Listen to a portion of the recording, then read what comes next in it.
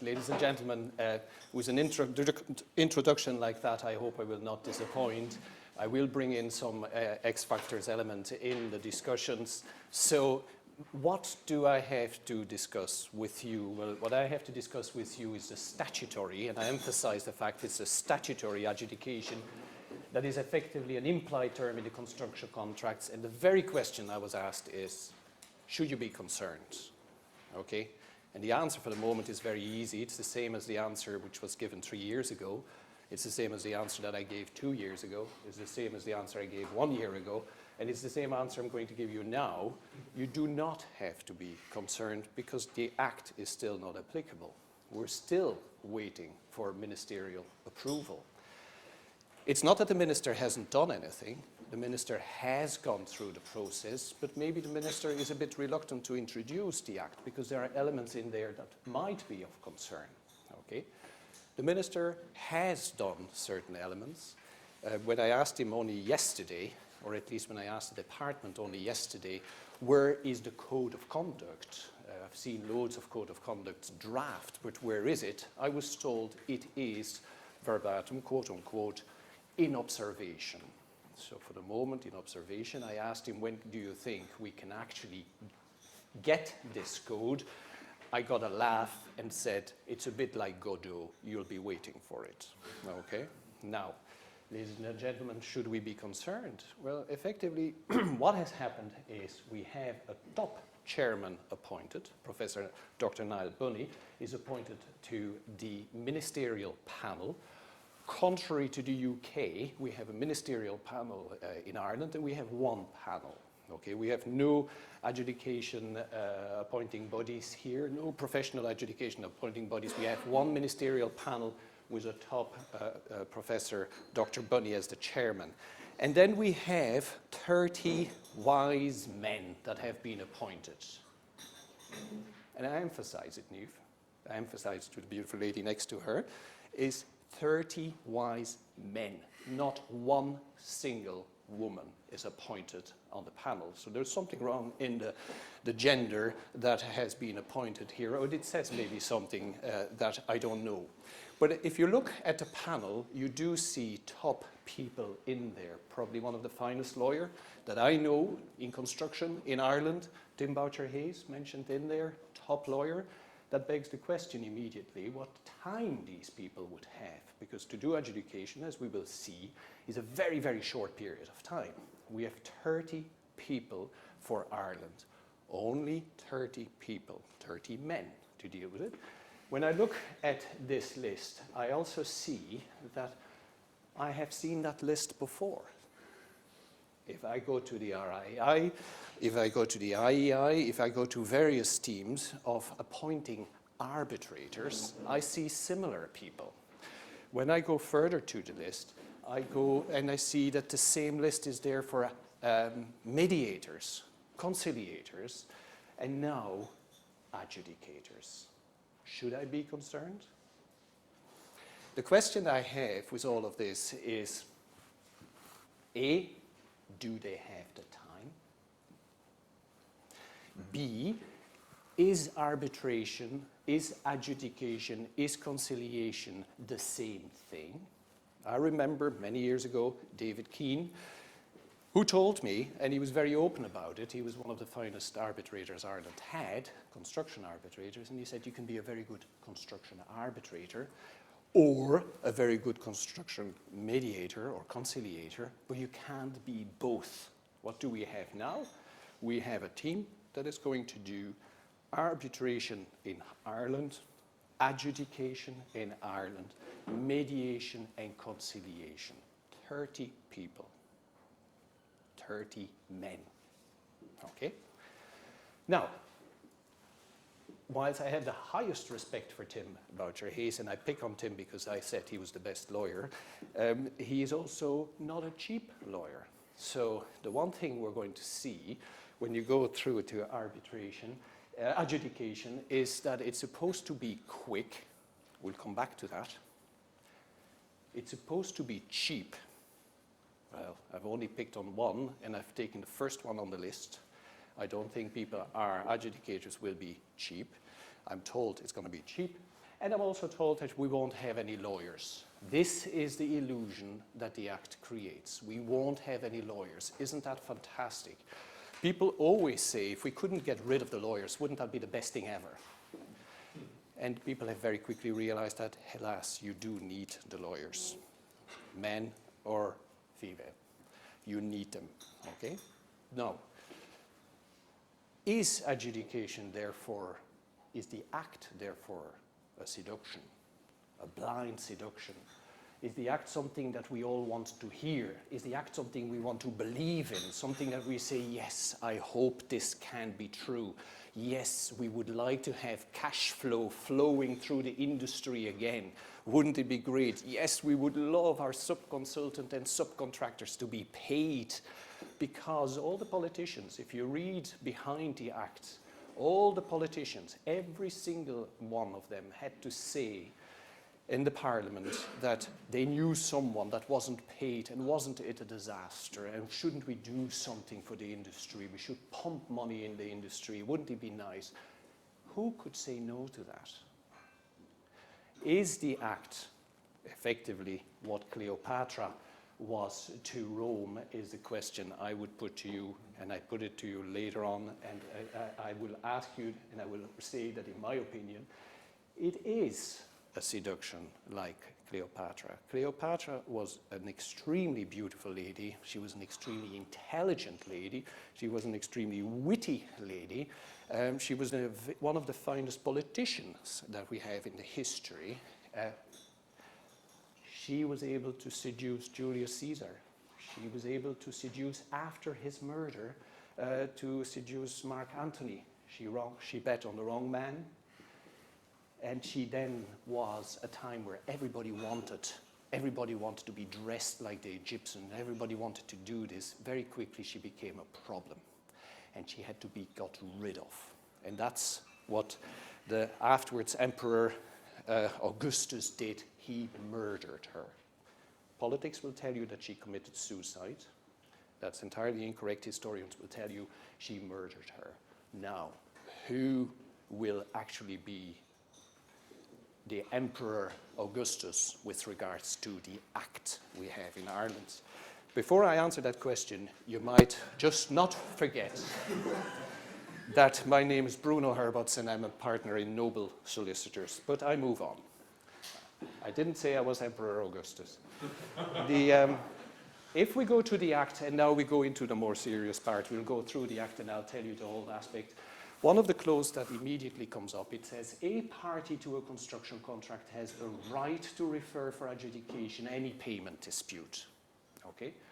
If we stay there for a moment, it says it's a right to refer to our adjudication. You do not have to go to adjudication. It is a right that is given to you. But if one of the parties decide to take the right and to refer the matter to adjudication, then the other party is bound by it. It is a right, but a person that effectively sees the matter referred to adjudication is bound by it, a right. We then see again that same clause, and it says it has to be a construction contract. The Act is very good. It defines very, very broadly construction contracts. Effectively, construction contract is nearly anything that has remotely something to do with a construction industry. So it's an agreement, whether it's public or private, because a lot of time people thought, oh, adjudication won't apply on us because we're a public body. Public or private.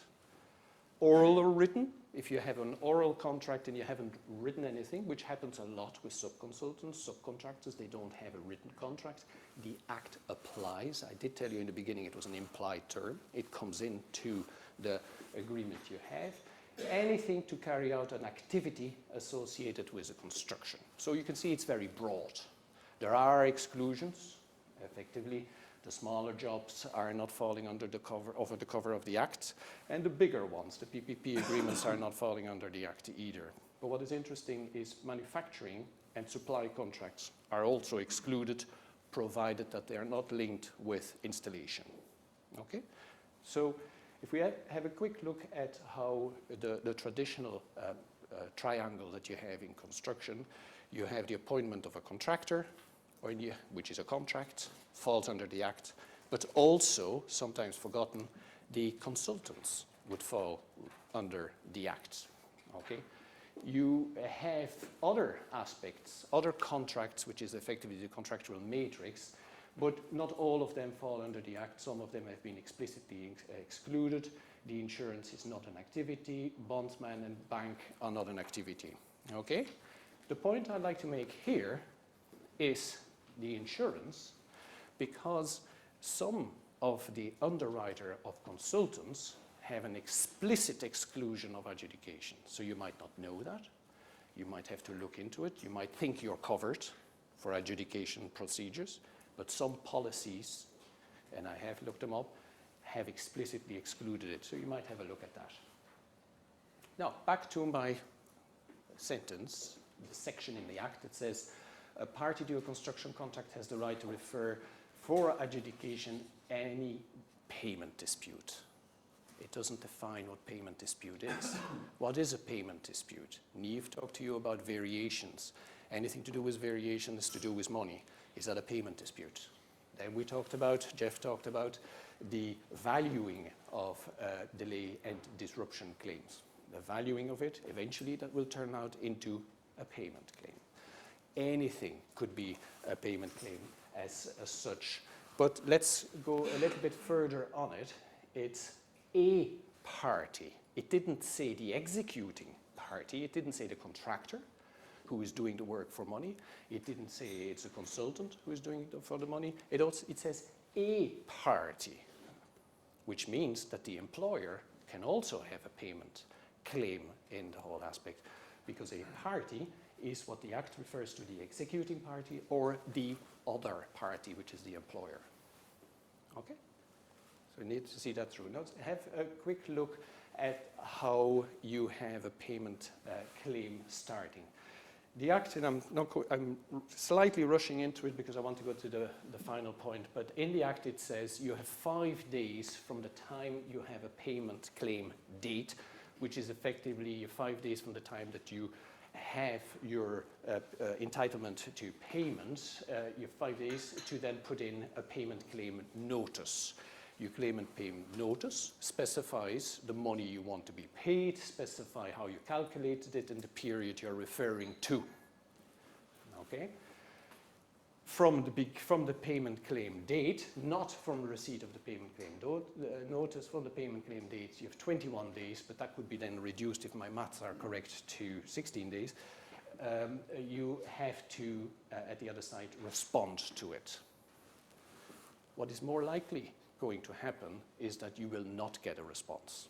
You put in your claim, you want to be paid, and you're not going to get a response. What happens then? The Act doesn't say it. You would assume that what happens then is that you have accepted it, but it's not clear under the Act. So the response could be, there's a certain element of the claim that is made that the other party does not dispute, and there's others that he disputes. If that is the case, you have to specify what you dispute and why, and the element that is not disputed needs to be separated from it, which is what the Act is trying to do here, is to crystallize the dispute so that we know where there is a dispute. However, what happens if you have said, I'm not disputing 50% of the claim? What happens then? Should you have to pay, which is what you expect you have to do, but what if you don't pay? Again, we're hanging in the Act here. If you don't pay, you could suspend the works. The Act allows for that. It's very good. It's a principle that exists from Roman times on the continent already for a long time. It's now introduced in Ireland. The summary summons, you could go to summary summons, and again, there's an element there that I have to come back to, or adjudication. Or for the part that you disputed, you don't have to, suspend the works, or you decide for adjudication. Okay? What period does the Act cover? We're talking about payment claims. What period does it cover? Well, if you look at a typical construction project from a scheduling point of view, much more simplified, Jeff, you will excuse me on that, but you have a commencement date, you have your various 30 days installments under the Act, and then you have your final installment. final installment, final completion date is the red dot there. Does the Act cover the period from commencement date to the final completion? Is that what it covers? Because effectively that's the period where money is due to the contractor. Is that the period that is covered? Or does it actually cover all the liability period where defects are coming, and effectively if a defect happens, that's normally a matter of money. That could be a payment claim. Does the Act continue this period as well? Because don't forget, the Act didn't specify that it's the executing party that can actually refer the matter to adjudication. It says any party. That means also, could mean also the employer, the other party, needs to be seen. Nobody can actually tell you what it is for the moment, needs to be seen. Okay? Now, how do you appoint an adjudicator? How does it work? Well, step one, you have to refer the matter to the adjudicator. You have a notice to refer to adjudication, and then you have 5 days to agree the name of an adjudicator.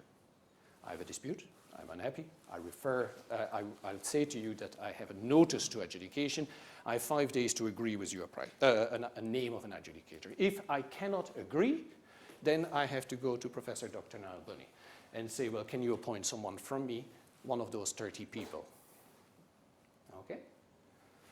Because Niall Bunny is very efficient, that won't take long, but we don't know how long it would take, but he is extremely efficient. So we can only assume that that will be very quick.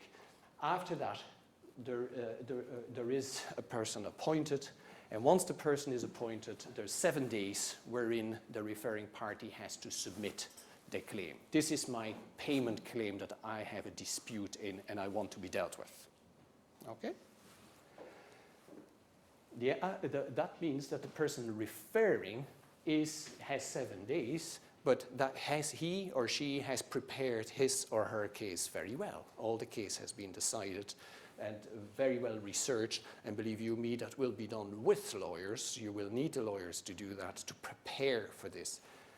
The other side might not be as well prepared because the other side might not know when this button will be pushed. Okay? The adjudicator then has 28 days to reach a decision. What does that mean? Does that mean that he, in this case, has made a decision and say, I have a decision, but I will not give it to you until I'm paid? Or does he actually have to give the decision? And that seems to be the indication. He has to have given his decision within the 28 days. There is a possibility to extend it with 14 days or more if the parties are in agreement. But clearly the game here is quick and you want to go fast and it's all strategic. So I don't know how it's going to happen, but I would imagine that people won't allow much extension of time here. If the adjudicator has not made his decision by then, what happens then?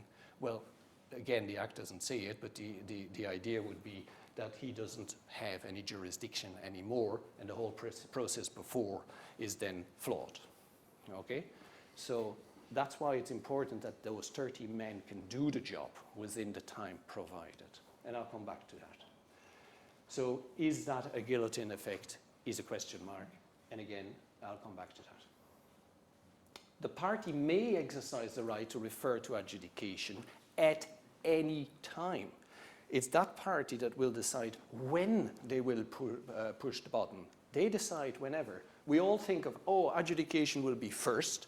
If this doesn't work, and if I don't like the decision of the adjudicator, well, then I go to either arbitration or to court. That's logically how we all think. But that's not the way it has to be. It could be perfectly, you go to court and then you say, sorry, judge, I would like to go to adjudication. I refer the matter to adjudication. You can. Or the same applies to, you can do it with arbitration. You can. Okay? So the enforcement, if you read about adjudication in the UK, and I'm now coming to the UK, for a moment where adjudication was the idea, where they have loads of adjudication nominating bodies, loads of adjudicators, loads of extremely experienced adjudicators, it's different than us. They have that, they've tried all of this to say this can't be right. You can't have a construction claim within 40 days sorted out. This is rough justice. The adjudicator must kind of come up and it's a finger in the air type of decision, his first impression, and he might be wrong in first impression. We don't have the time. It's rough justice. It's not right. Tough luck. Okay? The decision here is a rough decision. It has to be made, but it's better to have money back into the industry. So pay the money, and we'll discuss later. As you know yourself, once you've paid the money, it'll be hard to get it back. Okay, but that's the idea. So all of this has been tried, and it's in the UK, it has kind of said, no. The court in the UK have accepted adjudication, and that's what people that are for adjudication are going to tell you. They were against, but they are for it. There are differences. There are more people there, more people experienced in the area, more people that can do it within the time available, and we will come back to that. Section 6.12 is interesting. Section 6.11 is interesting as well because you have the same word, the decision of the adjudicator, if binding. Does that mean that it's not always binding? If binding, shall, unless otherwise agreed by the parties, be treated as binding on them for all purposes. What does that mean? Now, you go back to that section and you go back in the history and you see that originally it said adjudication is not binding. That's what it originally said. Then it says, oh no, we can't do that because if adjudication is not binding, that undermines the whole act. You can't actually have a situation where adjudication is not binding. The whole idea is, but we're back to Cleopatra. Who would say that Cleopatra should not be dancing around Caesar? Who would have said that if they wanted to be still in life? Who wants a political life? Nobody did. But someone put those words in there. And maybe that person might have purposely said, do you know what? We'll leave that in as a little seed for later on. Let the court decide on that issue. Is it binding or not? And again, bear with me. I'm coming to a conclusion. The adjudication, people will tell you, and people do copy a lot from what's happening in the UK and take over articles and say what's happening in the UK will surely be the same as in what happens in Ireland. It's not. But it actually says the Act applies whether or not the parties purport to limit or exclude its implication. It actually is very clear. The Act is there and you have to live with it. And you can't exclude it, you can't do this. This is what the Act says. Okay, so Bruno, hold your horses now. Okay? You're all fantastic to fight against the Act. I'm not fighting against the Act, I'm fighting against adjudication process for Ireland. Not for the UK, not for Singapore, for Ireland. We're not ready for it. But the Act says this. How can I get over that? Well, what the Act allows us, nobody would say otherwise, you can complement an Act. You can add to it. You can actually, if the Act allows you to make amendments, you are entitled to do so. Complementing an Act, can I say, I want, contractually, that my adjudicator, if there is a dispute, has to be a lawyer, or an engineer, or an architect? Can I say so? I would say you can. Can I say, well, I also want that any adjudicator that is appointed whenever there is a conflict, whenever the dispute is referred to adjudicator, cannot have more than 2 alternative dispute resolution processes going in the next 40 days that follow the dispute referral.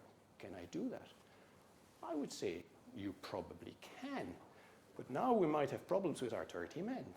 Can I go as far as saying, if I have specified that I have to have an engineer, for example, and a top engineer in this country, a top engineer would not earn, and I've checked it, would not earn more than 120 or 150 euro an hour. Can I specify that we both agree contractually that the adjudicator cannot earn more than 150 euro an hour?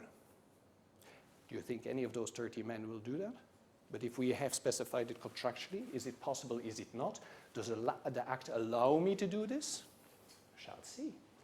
Now, let's have a look. The 5 minutes will cover precisely the Constitution, which is my killer argument. The Constitution says very, very clearly, justice shall be administered in the court by judges. That's the principle. Contrary to the UK, we have a constitution in writing. must be done by judges. It is allowed to have a limited, to pass that on to non-judges, as we have with arbitration. Okay? In arbitration, this is allowed, but don't forget, arbitration is all voluntary. Is the parties have agreed to it. Their adjudication is quite a different game. It's imposed on us, and we can't even choose who we want to have. We get the ministerial appointed people to use the job. Okay? There's a big difference to do that. Now, the question is, what is administration of justice? And it's not defined in the Constitution, but if you go in a case, the most famous case, the MacDonald case, it says there has to be a dispute, there has to be a determination, a final determination subject to appeal. The executive power of the state can be called in to enforce it, and it is an order which is traditionally done by the court. Anything in black applies on adjudication. The only thing the adjudicator doesn't have is the executed power. Is this possible under the Constitution to have? Because there is this big difference with arbitration. Is it not? We don't know. My suggestion to you is that it is. You have to have the principle in law is presumption of constitutionality. You have to presume that the act is constitutional. But in my way, the only way you can presume that the act is constitutional is that you can actually opt out of the adjudication process. Holy war. Everybody tells me I'm wrong, etc. Now, I have counsel opinion on it, 3 counsel opinion, and I have had discussion with judges behind the scenes. They're not as negative about it. It is possible, but we don't know. I might be right, other people might be wrong. The point here is, if you opt out of it, you have to do it in writing. So the advice given for the moment, if you are concerned about what you have heard, if you are concerned that adjudication is not going to be the holy grail you were hoping for, if you kind of looked at Cleopatra and said, I wish it worked out, but then realized that that heart was stone cold, if you are of that view for Ireland, then you have to opt out. And at that stage, we will have another discussion when it comes to it. If you say nothing, then you've opted in and it's applicable. Okay? So ladies and gentlemen, should you be concerned? I'll let you judge of that. Thank you.